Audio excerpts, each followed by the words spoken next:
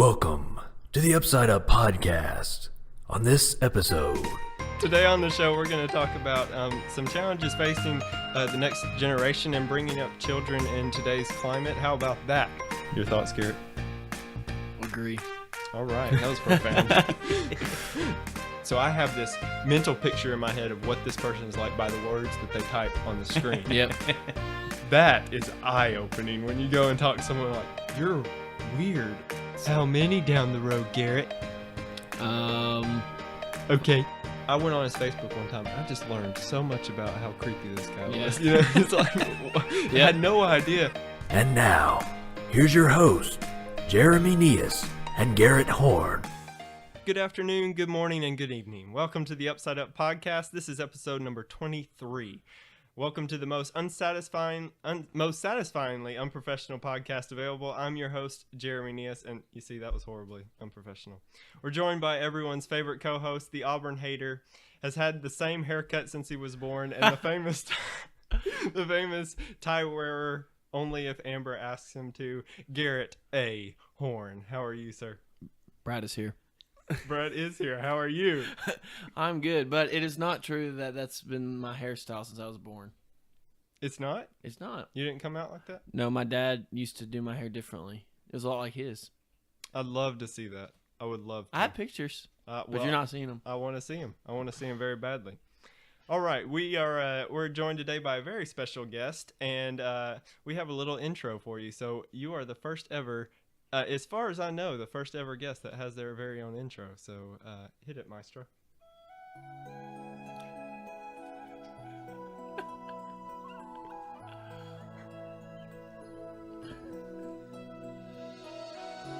You two have been through everything together. 3 jobs, you're like, nothing can replace Brad. If you haven't seen that commercial, I think of you almost every time I see it. It's a Liberty Mutual commercial. But You've never seen that commercial? I have not. Very funny. She's talking about her car, and she's like, "Nothing can replace Brad." And it's all Well, over clearly, I'll have to look that up. We'll show it to you after this show. That's right. We'll have to have show that it on a loop at the office. That's right. If anybody ever starts to question my usefulness, well, evidence. Yes, that's right. That's right. You should have it there saved on your desktop. All right. Today on the show, we're going to talk about some challenges facing the next generation and bringing up children in today's climate. How about that for a transition? We're going to have the clash of the wits. Brad's going to tell us some story about his children, and yeah, who knows where this episode's going, but I'm excited for it. We'll have your listener questions, as always, and a special compelling contemplation. We're joined by one of our listeners again, so we're looking forward to that. But before we begin, it's time for the Upside Up headlines.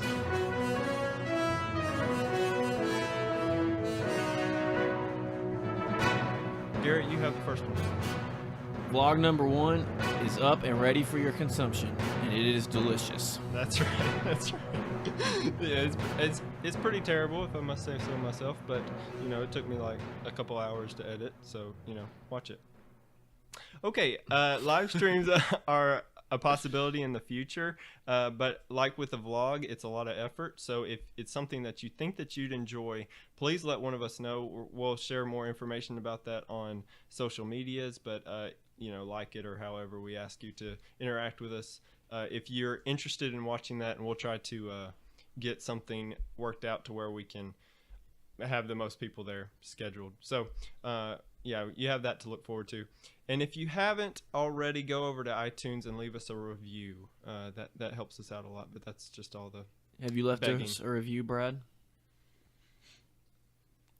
I have been very complimentary on the podcast. I think that your wife has. Quite honestly, Yep. I think that She has been very complimentary of the podcast. I mean, I think that she's left a review Oh, on right, iTunes. okay. Yeah. So, thank you, Miss Cherry. And speaking of Miss Cherry, she is actually the inspiration, I suppose, for this meat of the episode. Like I said, we're going to talk about challenges that face the next generation and bringing up children in today's climate and the difficulty therein. Miss Cherry Collins, she sent us a message on Facebook, and part of the message reads this way, and this is where we'll gain the meat from the episode. Whoop! I just lost it. Tell you what, technology. All right, just thought it might make an interesting show for you guys to comment on the trends you see, and for you to encourage your younger listeners. It can also apply to your older ones as well, to put their devices down and take part in reality. So we've kind of talked about that before with an episode of taking pictures. We're trying to get something for social media or whatever, as opposed to just enjoying the beauty. She goes on to say, I've thought about this in a spiritual realm as well, and this is where I think it gets really interesting. It's never been easy to go and talk to someone who needs spiritual correction.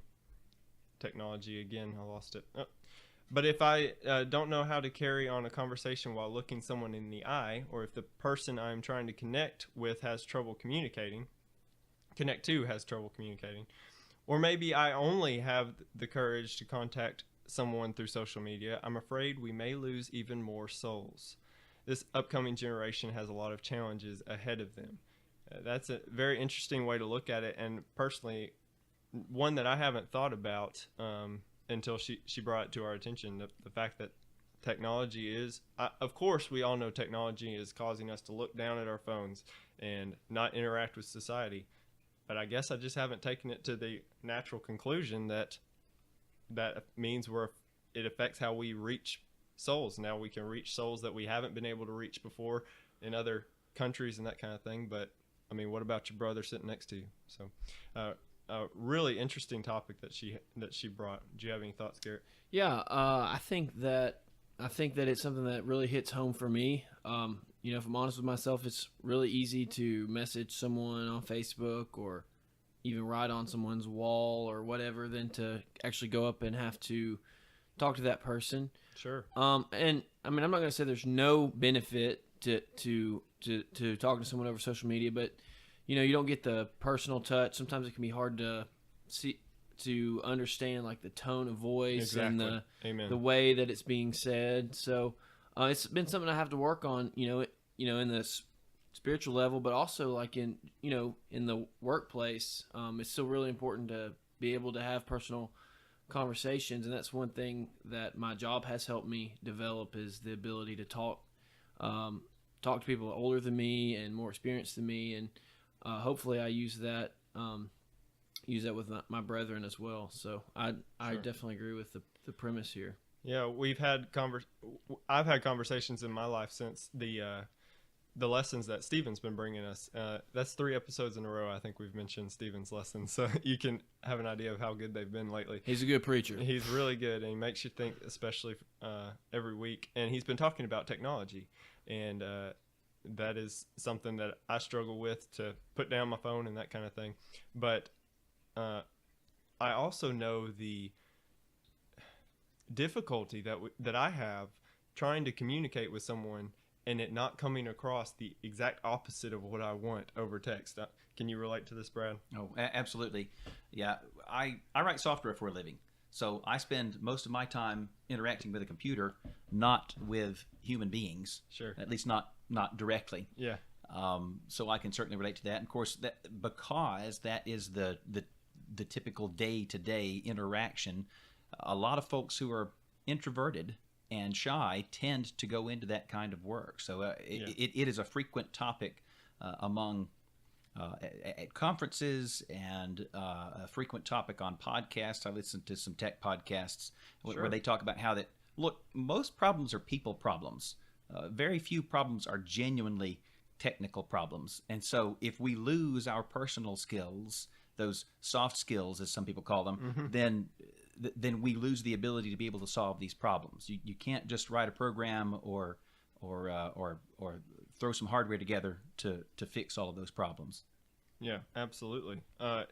It makes me think of the old adage or whatever of garbage in, garbage out. That's what y'all preach, right? Mm-hmm. In software. With people, if you think about it, garbage, sometimes people will give you garbage, and even with that garbage, you're able to get something out of it. I know someone just in my life that, thinks of really beneficial things out of really mundane things that I give or that this person sees around them. But also, if I give you value, that doesn't mean that value comes out from the person. So, it's very different than a software. than that realm. In my line of work, or the field I'm going into, without a connection, you are of zero value whatsoever. If I'm working on a patient, if they don't think that I know what they're doing, if they don't think I know what I'm doing, or if they don't enjoy being around me, healing is so psychological, and it's just of zero value if I can't connect with someone. So, that's something that I have to continually work on, being able to connect with patients, with people, and the like. But do you have another thought on that?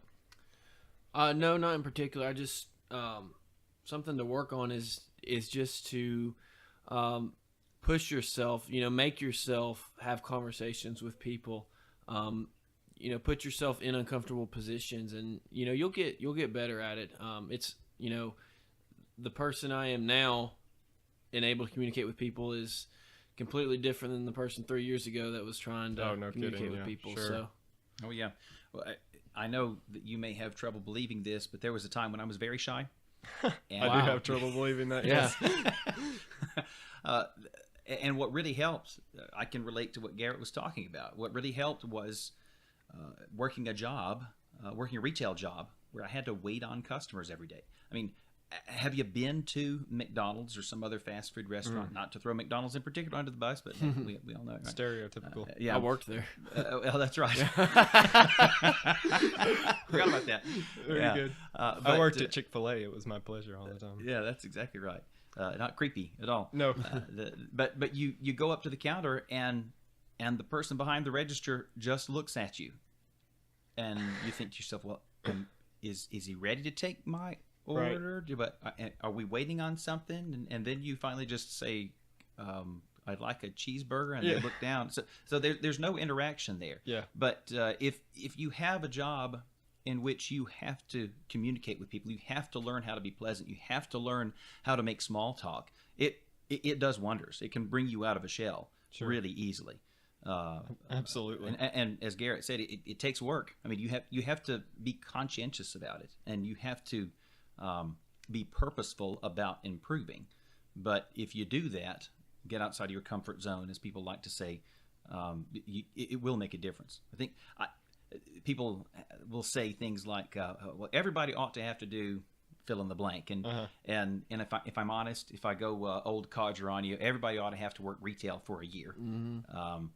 Probably everybody ought to have to wait tables for 6 months so that they know. You work retail so that you know how to be a better customer. You wait tables so that you know how to be a better patron. That's right. That kind of thing. Yeah, that is a good point. I've worked in both, and it completely changes my what's the word? Perspective. It completely changes my perspective on that whole business.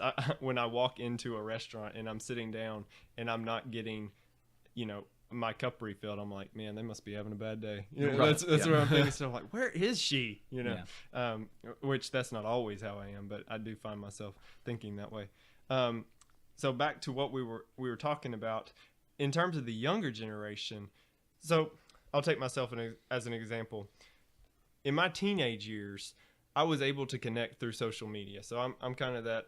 I'm in between that to where social media was coming up, and I got to interact with it as I was growing up. But not all of my teenage years are on the internet, you see, and that's going to be valuable later in my life, I'm sure. But I wonder about how the younger generation is, because I saw it as more of an opportunity to talk to someone, but it wasn't the only way. I'm afraid that the younger generation will see it as the only way. I'm not friends with this person on Facebook, so how could I possibly date them? That kind of thing. How could I be friends with this person if I'm not friends on Facebook with them? And instead of going out and talking to people and then, gaining your social media relationships from that. It's concerning to me. I enjoy social media a lot, but I think as time goes on and as generations come, our interaction is so dependent on social media. And I just see it just people a couple years younger than me. I see that they're really dependent on that. So your thoughts, Garrett? Agree. All right, that was profound. Well, to your point about making social connection or making in-person connections first, and then making your social media connections based on those interpersonal connections, it can and has worked the other way for me, but it's certainly the minority of the time. Yeah. I mean, literally in the last few weeks, there's a fella that, and I can't even remember how we came across each other on social media. But we did, and found that we had a few things in common. Sure. And then about 3-4 weeks ago, he was down in this area. We were at the same event, and so we finally got an opportunity to meet in person. Oh, and it's even better knowing him in person. Yeah. I guess it would have been okay, because Yeah. if we were never in the same place. Mm-hmm. But it's a much better relationship if you can have those interpersonal connections. Sure. In my own life, I remember talking to people. So I go to homeschool camp, and I'd meet all these people, and then I'd talk to them on social media, or maybe it's the opposite way. There was a time where I met people that were going to be going to homeschool camp. I met them before going, right? So I have this mental picture in my head of what this person is like by the words that they type on the screen. Yep. That is eye-opening when you go and talk to someone like, you're weird, or completely against who you thought this person was, or maybe you thought that this person was kind of not really something I could connect with at camp in person, and then on the internet it's like they're your best friends, and you go and talk to them at camp the next year and you could hardly have anything to say to them. So we have this false narrative that on the internet of who we are. We can be who we want to be on the internet, and we can't. I guess we can be who we want to be in person if we change ourselves, but to an extent we are who we are. I'm going to stumble over my words constantly. That's just who I am. I can't change that. While texting, I can, have a complete sentence. Part of what I was saying about the social media, in my day, social media was cool. Now, as just a few years have passed, it's nature. It's not just, this is really awesome. Are you on this thing? This is all we got. So you look like in fact, you're a little bit strange Yep. if you're not on it. Amen. Absolutely. And I find myself thinking other people are strange if they're not on it. And I shouldn't think that, but I mean, there were folks that I grew up with, few, but there were 2 or 3 that you'd ask for a phone number because you want to give them a call, Right. and he's, well, we don't have a phone. Wow. yeah. You don't have a phone. What are you talking about? And I imagine that social media is about that way these days. Yes. Well, it's absolutely. like Steven said the other day, there's 9 billion people on the planet and 2 billion have Facebook. Yeah. I just thought that was insane. Oh, insane in what way? That 2 billion people have Facebook. I mean, you think of the world's population, there's not, and like that high percentage of people are connected on one website. That is gotcha. Amazing. Well, I me. found that amazing too. I didn't know if you were saying that there's 7 billion out there that don't have it, and you were saying, I can't believe that. That would be right to my point. Yeah, when you think about all the third world countries and Sure, stuff, it sure. makes sense. But Absolutely. man, like that's pretty much. I imagine I would love to know the number of Americans that have Facebook. I mean, it's probably got to be. Yeah. I would guess like 200 million. Yeah. Out of 330 million. Sure. So. I mean, and how many other pages do we have on there and all that kind of stuff? And then we've got a Twitter, and we got an Instagram and a Snapchat and all that kind of stuff. So, I mean, it's everywhere, and it's something that we continue got to challenge. And I think that we don't really know how to handle it in some ways as people, because we haven't lived through it. Now, some parents, I'm sure, are great at handling it, and you may be one of those, Brad. I just don't know if parents, and I especially know kids, don't know how to handle it. If you go on and see some of the things that kids do on social media, it's it's obviously they don't know how to handle the tool that's in front of them. Yeah, well, at this point, our children are young enough that they really do not have any social media accounts. Now that's, I am Gasp. I'm shortly, I'm shortly going to have to come up with a different excuse. Right. Other than, well, you're not old enough yet. I mean, that day is approaching. But we will be having a conversation. Okay, look, you need to realize that this is going to be here forever, forever. And so anything you put out there, somebody's going to be able to look up later at some point. You think not twice, but 3 times, 4 times before you hit send on something. and that's not even to mention a certain bullet list of things that you don't ever do. Right. Period.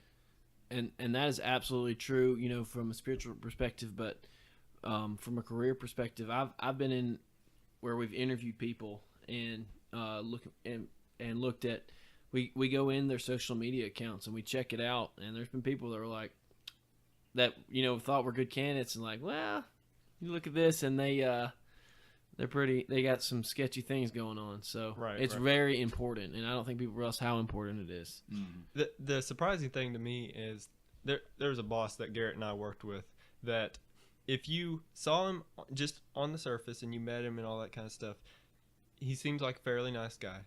You go on his Facebook, and I went on his Facebook one time, and I just learned so much about how creepy this guy was. You know, it's like I had no idea, and that's the alarming part, because I want you to. That's the last place I want you to find about, you know, creepy stuff about me is on my social media that everyone sees on there. You know, man.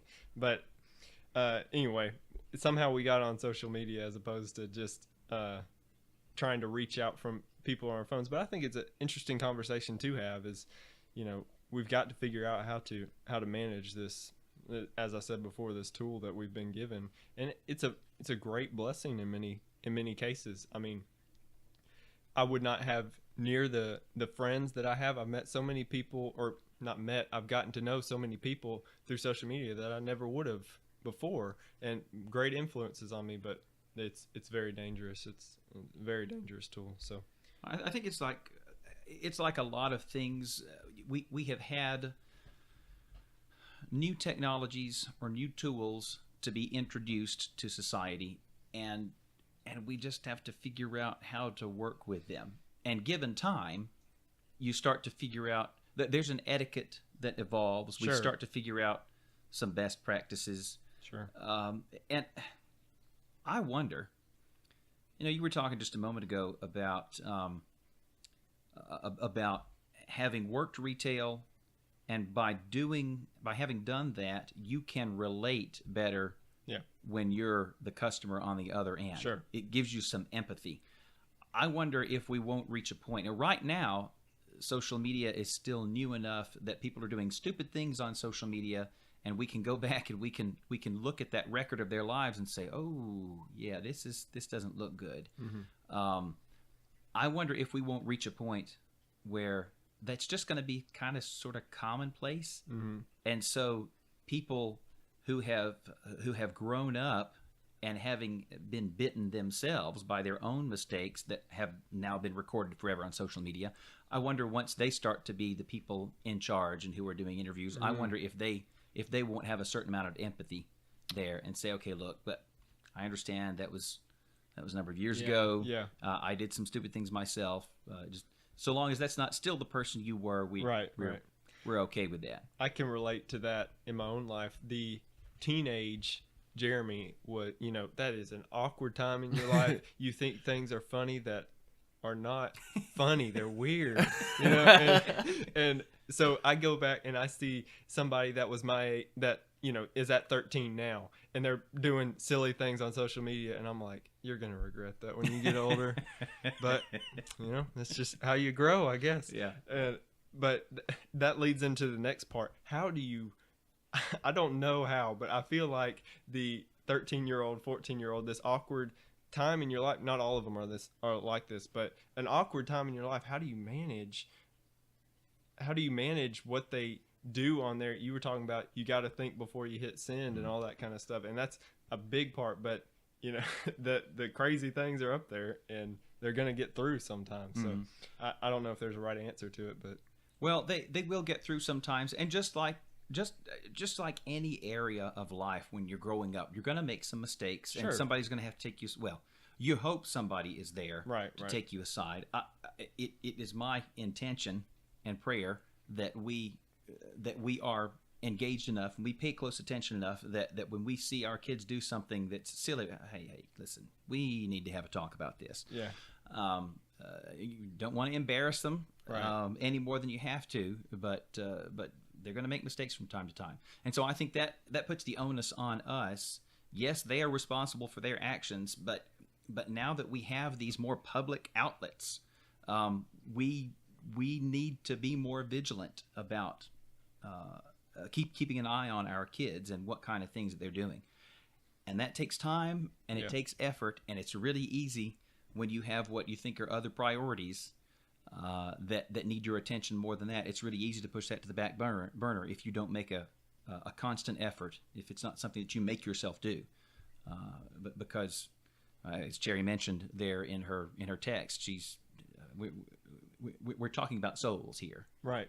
Exactly. and they can very easily end up making. I mean, we were talking about how easy it is to make connections, and a lot of those connections are cheap, right? You only know this person on the internet, and you really don't know that much about each other. You just happen to like cat videos or something like that. Right. But it's as easy or as cheap as some of those connections are, it's easy to make connections with the wrong kind of people too. And so you've really got to keep an eye on that sort of thing. Amen. Yeah, couldn't have said it better myself. As we transition a little bit from that, what kind of challenges do you what do you let's be weathermen here. What's the forecast for children growing up in today's society? What do you see as being some of the biggest challenges as they grow up? I think social media is a big one. I think things like how the social movements that are going on right now, I think that's a huge thing that will completely change our walks of life, or maybe not completely, but definitely alter them in some way. But beyond those obvious things, my mind doesn't go much deeper than that. So did you have any ideas of things that you can see in your kids that you can foresee being bigger as they get older? Well, I won't say that at this point I can see them in my kids, but I'm just aware that the danger is out there. A couple of guys whom I listen to pretty frequently are Greg and Jacob Gwynn, and they will talk about pornography, and they'll say how that 20 years ago, well, Sure. Actually the years are starting to add up, because let's see, so we had the internet by this time, so I guess I have to say 30 years ago. Right. So 30 years ago, you had to go to a certain part of town, you had to walk through the door of a certain establishment, you had to risk being seen to get access to that sort of thing. Now there is very easy access to it on the computer that too many times is sitting in your bedroom. I mean, Absolutely. if we want to talk about some wisdom to exercise when you're raising your kids, a kid should not have a television and should not have a computer or a tablet in his or her bedroom that can access the internet. I mean, it just needs to be off bounds, because it's just too easy for that child who has not developed self-restraint to start exploring, even if that child is not even looking for that sort of thing, to stumble upon some things and then end up piquing a curiosity there. Yep. So whereas you used to have to go somewhere and risk being seen, now you can do this secretly. Now God always sees, but it's very easy to forget that, to intentionally forget that double-minded man, right? You know he's there, and yet you intentionally forget it. Sure. Another thing is just trying to teach them that. We mentioned this earlier, but the tone when you're interacting with people online, it's so easy to be short, to be terse, to be curt, and not realize how off-putting that can be. Yeah. So when you're interacting with people, be very aware when you are making those connections online. Be very aware of the tone of your conversation. Mm-hmm. And try to go overboard about making sure that you're being nice. Right. They can't see that you're smiling. Yeah, exactly. Well, if you give an emoticon. No. Oh, well, there we go. Yeah. No, I think this boggles my mind that we even have to have this conversation. But I wonder if we have to teach people how to write tone. Yeah. You know, I think that's something that's disappearing, having to write tone in your text messages. That is a huge challenge to me. Well, you have you have these etiquette books that people Right. have written for centuries. Sure.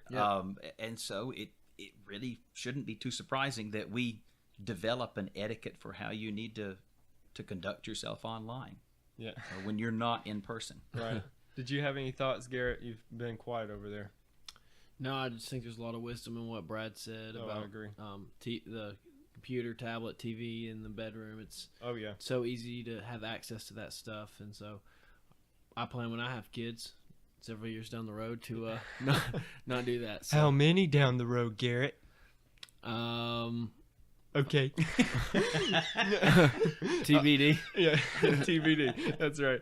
The last thing, and we'll move on to the Clash of the Wits, but the last thing I wanted to talk about was the possibility of body image, personal image being declined, but also there's something that I've noticed maybe just within the last 6 months or so, and it's not something that other people haven't noticed, but I don't care about everyone's opinion, and everyone's opinion is being thrown at me constantly.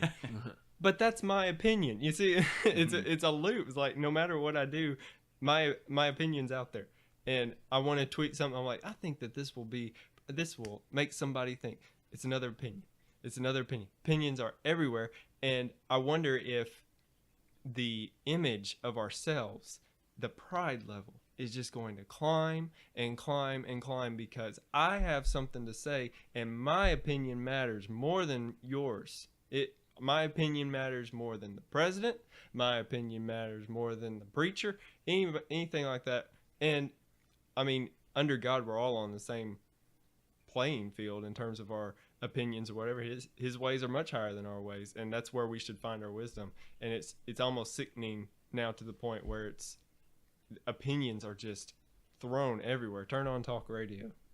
Whew. Yeah, and it seems as if the people who are most certain of their opinions are the ones who are least qualified to give them. That's right. That's right. The moment that you see on television or hear somebody introduced as an expert in fill in the blank, you can almost be certain that person is not an expert. Yeah. Yeah. So I don't know. That's just something that I might foresee. Well, speaking of opinions, it's funny the length that people go to win an internet argument, and I fully include myself in that. I've gotten in debates on Facebook before, and thought of something really smart to say, like trying to sound intelligent, not like smart aleck, but intelligent. People are going to think I'm smart. People are going to agree with me, and then the other person's thinking that you never get anywhere. So I know. I pretty much stay off of Facebook arguments now because I just don't think they get anywhere. But there is a benefit if someone's preaching some false doctrine or something. Right. But in general, you're not going to change their mind because you argue with them on Facebook, and a lot of people are just going to think, man, that guy is just wasting his time. Yeah. Well, the best you might hope for, typically in a debate, it's not that you're ever going to change the mind of the person you're debating with, but you might, and I can't stress that might enough, you might change the opinion of somebody who watches the debate and who evaluates the arguments. And that's, I have gotten in Facebook debates. Yep. I have gotten into Twitter debates, and even worse platform to try to make an argument. 140 characters. Hey, but we have twice as many characters here coming up, right? Or maybe you even already have it. Oh, dear. But more opinions. Yeah, and I will actually say there have been times when I have made a little bit of progress, or if I haven't made progress, I have learned something from my interaction with this person that I did not realize before. Either a nuance of a position that I was taking, or some nuance of the position that the other person was taking that I just didn't realize was there. Right. Lots of times you have your mind made up about something, and until you get challenged, or until you hear somebody make their argument, you don't realize, oh, wait a second, that I guess there is a way that someone could conceivably talk himself into this position. But before that, you just can't see it. Yeah. But having said that, the times are much fewer. Yes, yes. that there's been any real progress made. Amen. Yeah. And my opinions comment, I really value the fact that we are able to interact in a way that we haven't been able to. I can learn about what my friend over here thinks about this kind of issue. And sometimes I don't want to know, but when I find out what they think about it, but that's beneficial. But other times it's like, okay, why do we all have to share our opinions? Why can't we hold some of these things back, because they're just not worth the breath that they're breathing to give them. But anyway, did anyone have anything else on that? I think it's a really interesting conversation, and I really thank Miss Cherry for her contribution to the show. Anything? That would be a no. All right, so it's time for the Clash of the Wits, and we are joined by both Stephen and Justin this time. Justin had his, he didn't, but he now has a beautiful daughter, so congratulations to him, part of the show, and so congratulations to you, my friend. Shout out to Raina. That's right. All right, so Justin, why don't you tell us what joke you got for us this week? Researchers for the Massachusetts Turnpike Authority found over 200 dead crows near Greater Boston recently, and there was concern that they might have died from avian flu. The bird pathologist examined the remains of all the crows, and to everyone's relief, confirmed the problem was not avian flu. The cause of death appeared to be vehicular impacts. However, during the detailed analysis, it was noted that varying colors of paints appeared on the birds' beaks and claws. By analyzing these paint residues, it was determined that 98% of the crows had been killed by impact with trucks, while only 2% were killed by impact with a car. MTA then hired an ornithological behaviorist to determine if there was a cause for a disproportionate percentage of truck kills versus car kills. He very quickly concluded the cause: when the crows eat roadkill, they always have a lookout crow in a nearby tree to warn of impending danger. They discovered that while all the lookout crows could shout caw, not a single one could shout truck. Oh, man. I didn't know if we were ever going to get anywhere. I was like, is he just reading a news story? What is this? I know, all that space for that one terrible pickup line. Pickup line. Punchline? Punchline. There we Pickup go. line, not a pickup line. Yeah, Not that's a not going to pickup pick line. up anybody. Well, unless it was a pickup truck. That was worse. All right, Stephen. Stephen, what do you have? Did you know that one day on Mercury lasts 1,408 hours? Or roughly the same amount of time as a Monday on Earth? Okay. Stiff competition this week. I'll tell you what, they both brought it this week. What do you think, Garrett? What do you think? I don't know. I think that, well, I'll tell you which one made me laugh harder. It was Justin's, just because it was so monotonous and took forever. Yeah. I think I'd lean that way. But I don't know. I go Justin. What do you think? Yeah, I guess I'd have to lean Justin, but it was pretty bad. Disappointing week. What do you think, Mr. Brad? I'll make them both feel better. Did you hear about the kidnapping at school? He woke up. See, All right. See, I don't there know. are worse jokes out there. It was. I guess we'll give this one to Justin. But I guess. Yeah. All right. Well, thank y'all very much for getting those jokes submitted to us and always doing that. So we're saying Justin wins this week unless y'all change your minds. All right, Brad, you have prepared. Well, prepared may not be the right word. You have brought some stories. These are true stories. Prepared seemed fictional. But some stories about your children. We've been talking about the younger generation this episode. So the floor is yours, sir. Oh boy. Okay. What I did not do a good job of is putting these things in any sort of order. Let's see. How about we start off with? We'll talk about Whitby first. Okay. Whitby is his middle child. Yep. I have 3 children. Arden, our oldest, is our daughter, and then 2 boys, Whitby and Asher. Whitby was a really big fan of Thomas the Tank Engine and trains. Sure. Me too. Back when he was much smaller. And so we got him a train table for all these things. It's hard to beat that as a kid. That's right. And he went through a spell, though, where he was hitting his older sister. Oh. So we had to come up with a way to put the kibosh on that. And so Cherry, I think we talked about it, and we said, okay, well, if he does this again, we really have to hit him where it hurts, and we have to take away the train table somehow.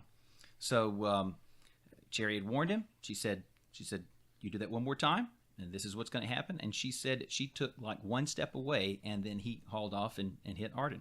Wow. So she said, all right, I'm going to call your daddy. And I happened to be on the way home at that point, and we decided, well, here's what we'll do. The thing is sort of big and bulky. We couldn't really move it anywhere, and so we just decided to put this sheet over it. So I got home, and we had a nice little talking to with Whitby, and then we went to cover this thing up with a sheet. And he even said, "Oh, well, I'll come over and help you." And so he's helping me. He's helping me put the sheet over this table. That's supposed to be part of his punishment. Right. And then we get the thing covered up, and he steps back and he says, "Oh, well, that looks really good. I mean, that's all right." And Cherry and I are looking at each other, and we're thinking, "What have we done here? This is not a punishment. This is crazy." He's having fun. Yeah, exactly. Building a fort. But we went with it. Well, okay, whatever. Yeah. And it was several days that he had to do without that. And about a week later, he was in the shower, and Cherry said he just got really quiet. And he's probably 3 at this point. He just got really quiet, and she asked him, "Well, Wibby, are you okay?" And he said, "I miss my train table." It took a week, and then it finally sank in. So guess what? We didn't have any more trouble with him hitting anybody after that. So just delayed. He tried to wait it out, but he broke. Yeah. That's funny. And knowing Whitby, that's precious. Whitby's a really good kid. Yeah. I have a lot of respect. I for can't Whitby. see him ever hitting anybody. I can't either. Well, maybe we just broke him of it. Maybe that's what happened. Maybe so. Yeah, he's always he's probably the most even keel of the 3, and he's always been well behaved. Except for a few times here or there. Yeah. Whitby and Asher, they're brothers, but they are so different. Yeah. In personality, it's night and day. Oh yeah. Well, speaking of Asher, maybe we'll tell one on him quick. Here, I don't know, 2 years ago, Cherry was talking to Asher, and she asked him, "Well, what do you want to be, Asher, when you grow up?" How old would he be at this time? Oh, 4, maybe. 4? Okay. 4, maybe 5. And he says, "Well, by the way, if you want to know how you talk, wait till you have kids, and you'll figure out how you talk, because they will start picking up your mannerisms, and you'll think to yourself, why does he start everything he says with the word 'well'? It's because we start everything. Every time they ask a question, well." And so anyway, so Cherry asked him, "What do you want to be?" And he says, "Well, either an artist or a ninja." Yeah. Love it. And she said, "Well, now Asher, how does a ninja make money?" And he said, "Well, stealing, of course." And then he stopped. It sort of it hit him. Oh, and he said, I guess I chose the wrong thing." Yeah, that's funny. You have such innocent children. I mean, there are children out there that they would just go on being a rebellious child, and all 3 of your children have always seemed to be just very nip and tuck. I guess kind of like you are. So well, that's where it comes from. I mean, I'm not saying we're perfect, and I'm not saying our kids are perfect, but I will say this: if there's anything that I have learned, it is that your children largely do what is expected of them. Right. And so if you place expectations on your children, and you hold them accountable if they don't meet them, and you reward them and compliment them when they do, then typically things work out. It's that whole consistency thing where we start to mess up. Sure. Well, just in my own life, some of the worst words you could ever hear from a parent, it wasn't, "I'm going to give you a spanking." It was, "I'm disappointed in you." Especially as you get a little bit older. I mean, that's just kill me. I mean, don't tell me that, Spank me. Don't tell me that. Yeah, I definitely had to have some years on me before "I'm disappointed in you" got very far with me. Right. Well, of course. Yeah. Sure. Yeah. Fair enough. But I hated those spankings. you were a hard one to spank, wasn't it? And haven't you told me that before? That your parents would have to spank you multiple times for it to making. No, that wasn't me. I mean, I would argue before the spanking. You would argue. That's what it is. And try to get out of it, but that just made it worse. But no, once they spanked, I was done. Okay, all right. That's what I was thinking of then. All right, and for Arden, your oldest, what stories do you have about her? Well, let's see. This should be good because Arden's getting to that age where it's Yeah, it's starting to get a little embarrassing. Yeah. Dad. That's right. Yeah, she was a little worried at first, but I think she's going to be okay with it. Whitby was probably somewhere around 6 or 9 months old, and so Arden was, we'll say, about 3. And Whitby was in his car or his high chair, and Cherry was feeding him, and Arden was sitting there at the table. I think she was sipping on something in one of her sippy cups. And so I come in with the video camera, and I film the both of them. You know, you go back and forth, ask a question, get an answer. Sure. Yeah. Well, and of course, the thing has a little viewfinder on it, and so I turn the camera toward Arden, and she says, "Oh, let me see." And I say, "Well, okay, I'll let you see it, but say goodbye first." And she says, "Goodbye first." Oh, yes. Yes. Golden. Yes, that's exactly right. That's funny. I mean, you can't beat humor like that. Yeah. No, yeah. This is great. It's much funnier when you're not a dad saying it to one of your kids when it's the kid saying it to the dad. You know, Right. it's a dad joke, Yeah. but when it's innocent like that, goodbye first. That's Yeah. funny. That's very good. Well, Whitby has a friend, and I'll leave this friend anonymous. Okay. Although Oh no. you guys might be able to put together who it is. Okay.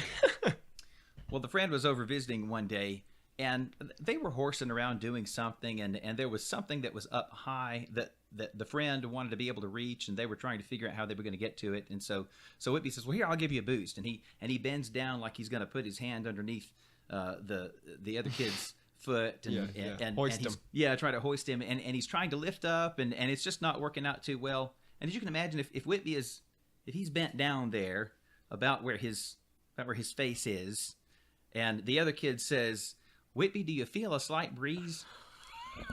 Now here's the thing. I honestly don't think, I don't know what he thought he was saying there, but Cherry and I just lost it, and I don't think he knew what he was saying. I don't know what you guys are thinking, but I don't think that he meant what we figured he only could mean. It was one of those things where you look at his face and you think, well, anyway. Yeah. What did Whitby say? I think we all just started laughing so that there wasn't much to say. Yeah. Right. After that. Oh dear. Yeah. All right. Very good. Arden, we went over to some friend's house, and I think I had stepped into a different room and was talking with one of the guys there, and Cherry was in the den with the ladies, and Arden was probably 2. Well, Cherry, I think, stepped into the kitchen to say something to somebody, and I mean, she had no more than taken 2 steps out of the den, and the entire den erupted with laughter. And Cherry thought, what was it? And so she steps back in there, and everybody in that den is laughing. Well, what had happened at that age, Arden, she would change clothes all the time. I mean, there was my mom would buy her these pajamas and these gowns, and so she would probably wear 5 different outfits in a day, and she was pretty quick at it. And that's what made them all laugh. Cherry asked, "Well, what happened?" And by the way, there she was in the middle of the room, and she was in nothing but a diaper. Which, you know, when you're a year and a half, 2, that's not that big a deal. Sure. But what they said was, well, we couldn't believe how fast she did it. I mean, literally, we looked there, and she was clothed, and we blinked, and the clothes were off. They were on the floor. So she could do it faster than Superman can leap a tall building. Faster than Batman can say, "I'm Batman." Yeah. Faster than Donald Trump can say, "Believe me." She had those clothes off. That was the way it was with her. That's very funny. Is that all the ones that you had from your children? Well, I do want to tell what is probably our favorite with regard to Whitby. Cherry had fixed Whitby, and he's probably he's probably about 4 years old at this point. Well, Cherry had fixed him some lunch and set his lunch in the den. They were going to watch some television while they ate lunch. So she fixed some lunch and set it in there in the den, and she came back into the kitchen to fix a drink, I think. And after a moment, before she made it back into the den, Whitby follows her in, and he asks, "Mom, if you have a cheese curl before you say the prayer, do the police come and get you?" And And she said, well, no, but did you have a cheese curl before we said the prayer? Because they hadn't said the prayer yet. And he owned up to it. And I mean, it's not like she ripped the belt off and wore it out. But she just said, son, we need to hang on. Let's say the prayer first before we start enjoying ourselves with the meal. So they say the prayer and they start having the meal, watch whatever they were watching on television. And about a half hour later, the doorbell rings. Oh no! And Cherry said, "Well, it's probably," and because they were watching television, the blinds were shut and they didn't have the door open. And Cherry said, "Well, I'm expecting a package. I'll get it here in just a minute. But why don't you go take a peek through the window, through the blinds there, and see who it is?" And so Whitby goes to take a peek through the blinds, and he starts hyperventilating. Mama, it's the police! It's the police! so here's this kid. No, the police won't come and get you, and there's the police. As it happens, I had been rear-ended, and the state trooper who worked the wreck said, I'll just drop the accident report by here in a few days. And that happened to be the day, a half hour after Cherry had promised her innocent little son, no, the police will not come and get you if you eat before the prayer. I tell you what, they say all the time that Hollywood wouldn't believe that, but that is really the happenstance of that story is amazing. That is amazing. I just like his logic. If I eat earlier, the police going to come. I can relate to that to some extent as a kid. You thought you were in real trouble if something like that happened. So those are adorable. I love it. Well, we might ask. You said that you had a story of you and Cherry, and I'll tell you what we're gonna do. We're going to run through these listener questions right quick.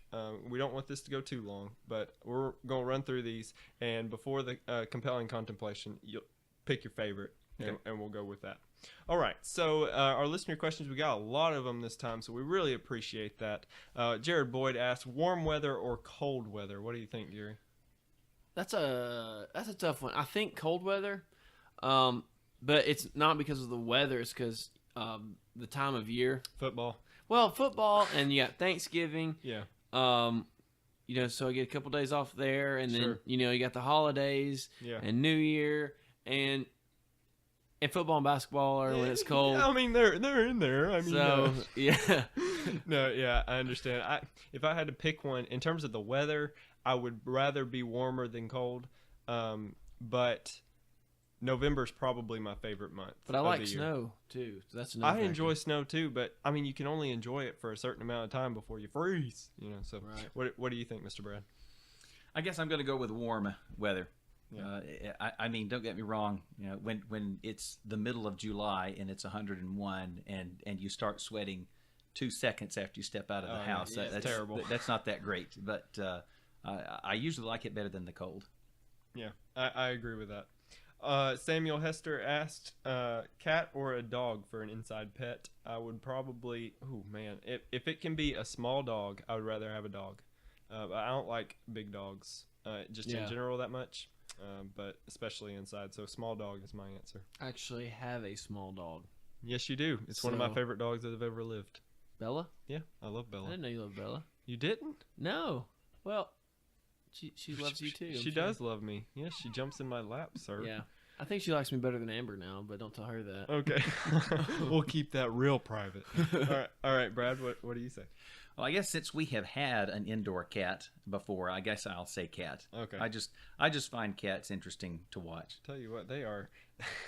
They have a horrible attitude. It seems like all the time they're just grouchy. That's what it seems like to me. Well, and dogs have masters, cats have staff. Yeah, that's right. Exactly. That's right. That's 100% correct.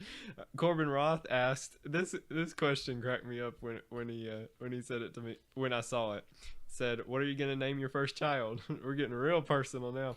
I would name mine Adis, so I can call him. So I can go, "Hi, Adis." You see, we've been over this. If you don't get that joke, that was from last episode. Yeah, I'm not going to tell this one. Okay, fair enough. Yeah, it's private. It's because Amber might not want me to, but she has decided what she wants them to be. So. Gotcha. And I agree with her. So. And I agree. Amber, if you're listening, I agree. I'm going to name my first child Arden. Okay, that was very good. Good job. So tell me the story right quick of why you named your first child Arden. Where did that come from? That's a very peculiar name. Well, as you can imagine, with the name Cherry, it's just not that common. I think we know or know of maybe 4 other Cherries. Okay. So Cherry said that she enjoyed having an uncommon name, but it's not something like I don't know, Sade or something. Yeah. Shaniqua. Yeah. At the very worst, if you see it written out, you can say it. Sure. And so those were our requirements. It has to be uncommon enough that probably in a room of 30 kids, there's not going to be another one, but not so strange and out there that that if you see it spelled, you still don't know how to say it. Right. And we just went looking through books. That's all it was. Oh, really? And Arden, for whatever reason, struck the both of us. I like it. I It do. means excitable. Now, she's calmed down quite a bit, but certainly when she was younger, that fit her to a T. I like the name. I really do like I the really name. do too. And I like unique names as well. That's Yeah. why I'm going to name mine Adis. All right. Seth Rigsby, which, Seth, my friend, you cracked me up when I saw this question. It was it was very soon after Corbin asked. It was on this group thread. Corbin asked, where are you going to name your first child? And Seth asked, where are you going to name your first Mini Cooper? For those that know me, that is my dream car. And, I really got to see my Mini Cooper before I can name it.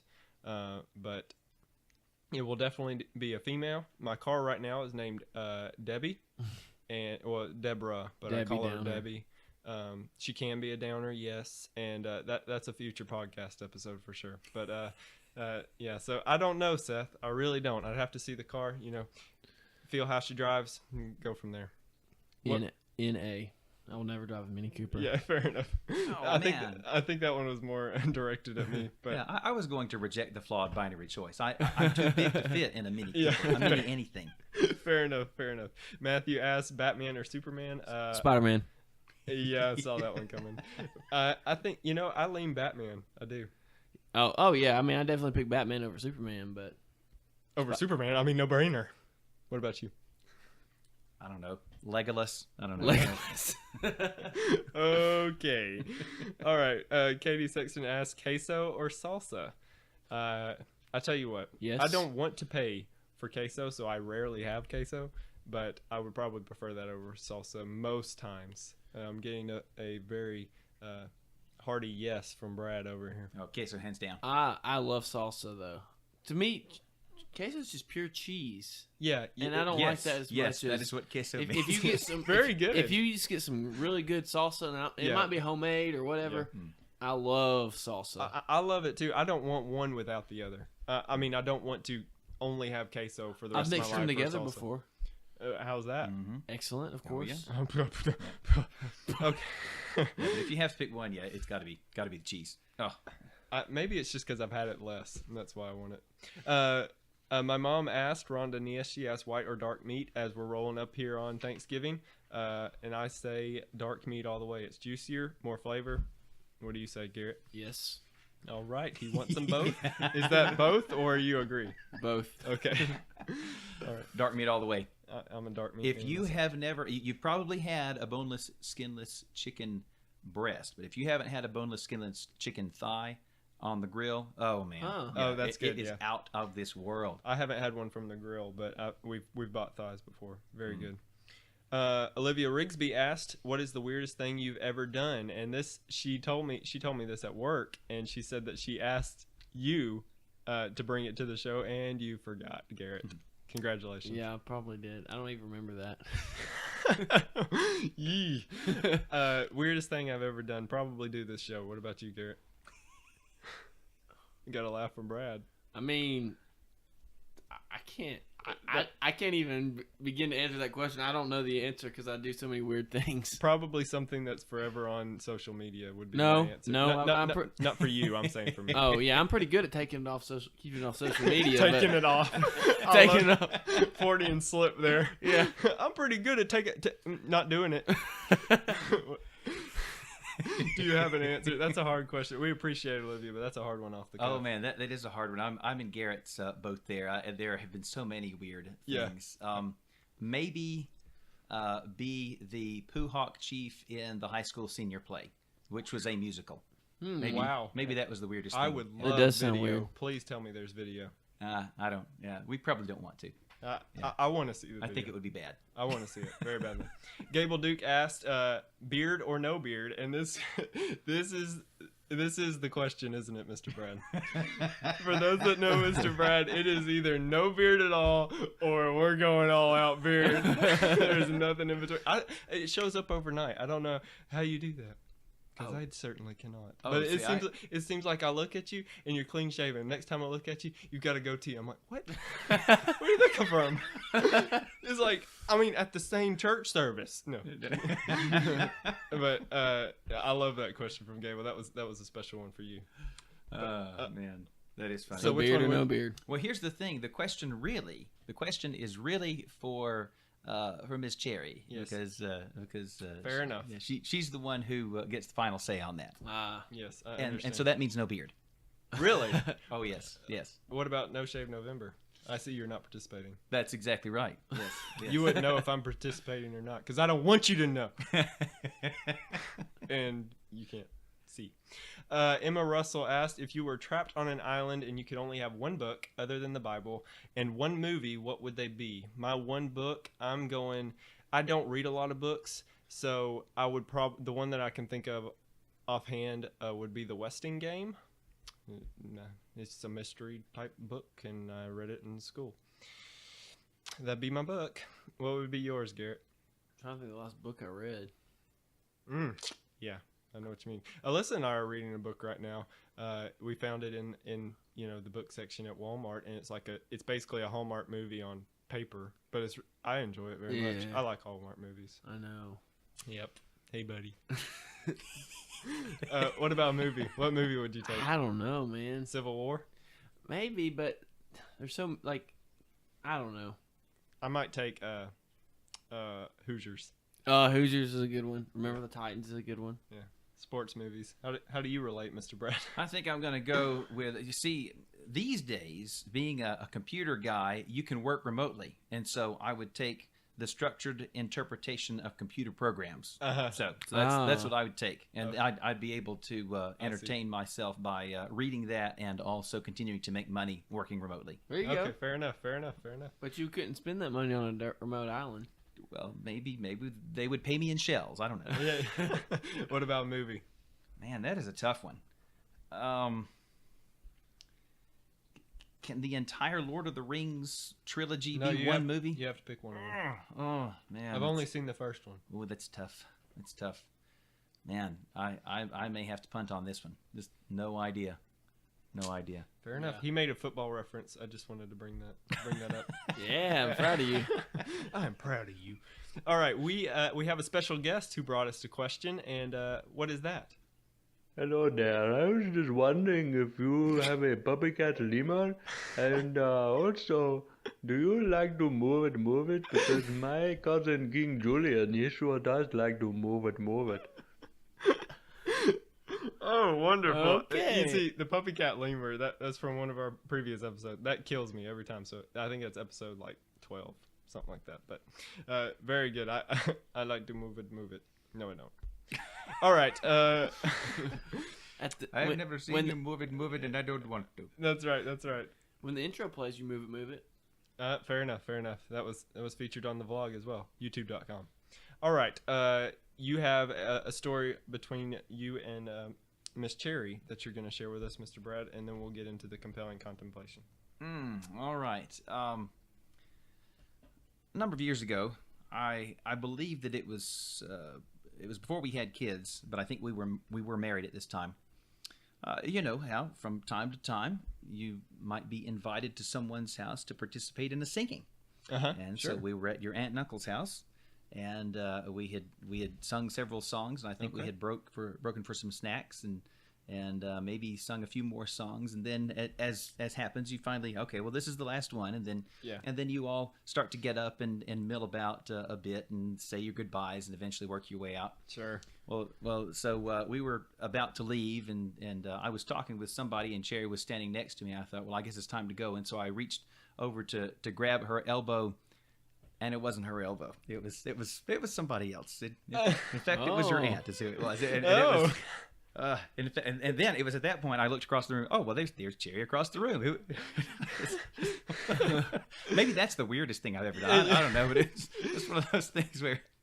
Yeah, well, I'll tell you what. One of the most awkward times that could ever come upon a child is when you run up and hug someone who you think is your mom. Yes. And it is not your mom. That has happened Yes. to everyone. I'm sure of it, and that is just so uncomfortable. Now, I have never done this, but I've heard tale of men who have mistaken other women for their wives, and Yeah. so running up and hugging a person who's not your mom, that's one thing. Running up and hugging a Yep, person you who's can not get your in wife, trouble for that's- that. Yes, that's a whole different. That's thing. frowned upon in our society. Yes, it is. All right. Well, I like the story. I'm sure that as Garrett and I get older, we'll have stories like that one day. One day.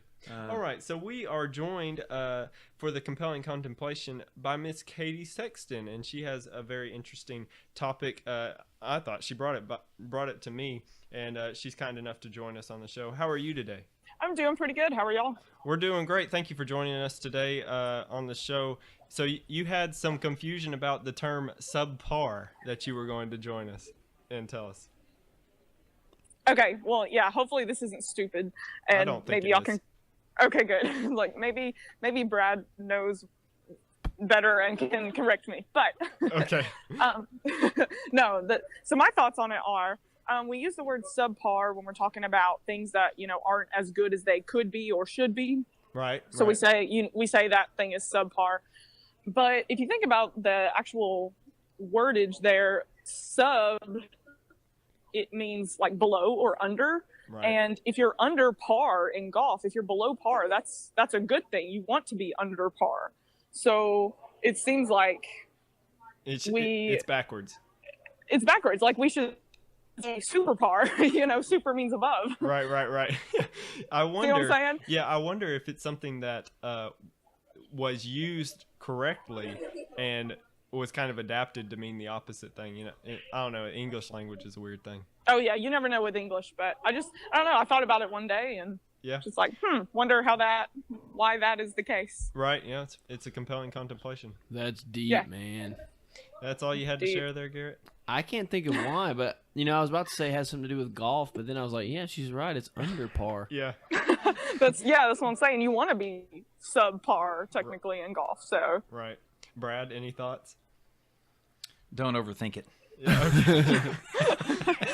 I will. all I got. Yeah, I will continue to use it the way that I. Oh, yeah. That I intended. I'll continue to use it. I won't say super par. Don't worry. I won't yeah. be that guy Yeah. or girl. Man, that is super par. Yeah.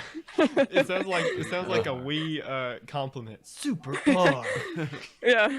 All right. Well, thank you very much for thinking these thoughts and being willing to join us and share them. Sure. Anytime. All right. Have Roll a good Tide. one. War Eagle. You too. Bye. Right. All right. Bye. She didn't know what to say. She was like, "Oh, okay, bye." All right. Well, thanks again to Katie for joining us. So that's our show for you this week. We really appreciate y'all listening to us and the kind words of encouragement that y'all give us so often. I don't think I would do this if nobody listened. I enjoy it very much, but I enjoy that y'all enjoy it. So Garrett's over there dancing, so I think that means he's bored. All right. No. I was agreeing with you. Oh, you were. I was like, agreeing. Oh, okay. That was your agreeing dance. That's the Sorry. music that was playing in my head. Oh, okay. Well, we want to thank Katie for her excellent work writing and playing our music and the fantastic job she does with that, as well as being willing to come on this crazy show and share a compelling contemplation with you. Thank you so much for that. We want to thank our friend Kevin for helping us record all the music that we use, the original music that we use, I should say. And then we want to thank Justin and Stephen for their excellent work every week or every episode, I should say, with the jokes, except for this week. That was pretty bad. Weak effort, guys. Step your game up. I tell you what, no, they've probably exhausted their bag of jokes by this point. All right, and we want to thank our team of hard, selfless workers for their expertise. Caleb's our head producer and editor. Big thanks to him. He does so much for the show. We would not have the show without him. Quite I'm honestly. pointing at him. Yeah, way to go, Caleb. All right, that's enough. Caleb. We want to thank our head graphic designer, Corbin. Corbin. We want to thank our assistant producer Joshua. Joshua. He'll be coming home soon from FC for Thanksgiving break, so hope to see him. We want to thank our voiceover artist Justin for his great work as well. Boo. Hey now. Hey. We want to thank Garrett for joining us, as always, and doing this project with me. Thank you to Mr. Brad for joining us as well. You were a great guest. Had a lot of insight there with the first part, and thank you for being willing to bring those personal stories from your family. So The pleasure was mine. yes, we enjoyed having you very much. Episode 23 is in the books, my friends. I urge you to think, to grow, and to learn. Stay upside up in this upside down world, and we'll talk at you next time. Thanks for listening. Leave a comment on iTunes, subscribe on YouTube, like us on Facebook, and follow us on Twitter. We got 6 hours of time to fill. You know something of my prowess. Yeah. Yes, exactly. All right. Oh dear, I touched something.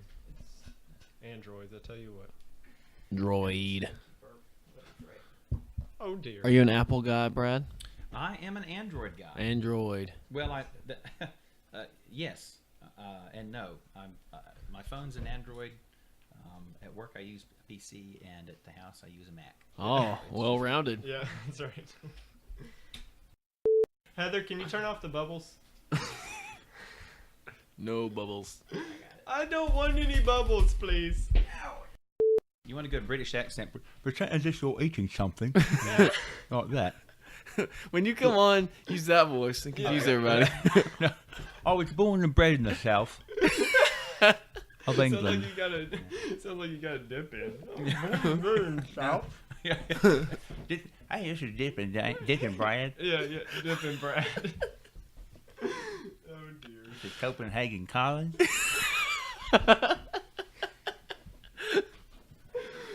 Oh, that was good.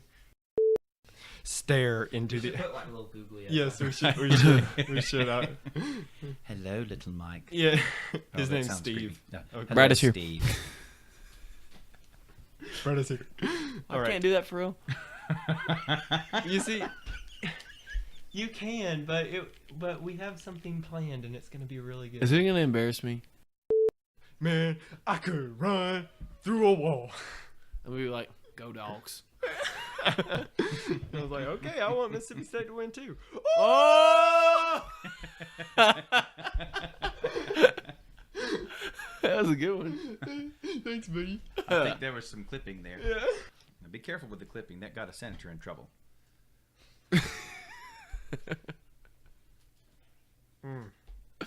Thank you for that. Okay, are we ready? He does do that, but he has good guess. He has good guess. He has great guests, but he's horrible. Well, I'll tell him. Cover your mouth. Cover your mouth, boy. I would just back up from the mic, turn yourself down, hire somebody that when you stop talking, you turn it down. Something. I can tell when he has a nose whistle. All right, here we go. I never noticed it that much when I listen to him. You will now. Good morning, good afternoon, or good morning. Did I say good morning? Brad twice? is here. Good afternoon, good morning, or good evening. Thank you for joining us today on the Upside Up Podcast. This is episode number 23, and Brad indeed is here. I'm joined by the most satisfyingly unprofessional podcast partner I could ever ask for. That's not the line I was trying to say. I was going to say, welcome to the most satisfyingly unprofessional podcast available. I'm your host, Jeremy. But I thought that was the Garrett intro. We can start over. Please. Yes. I thought you were just going through some alliteration. I thought it sounded good. Oh. I thought you should just carry on because that was extremely unprofessional. Carry on my No. way. It's awful. In case you're not convinced that this is unprofessional, let me talk some more. Yes, yes.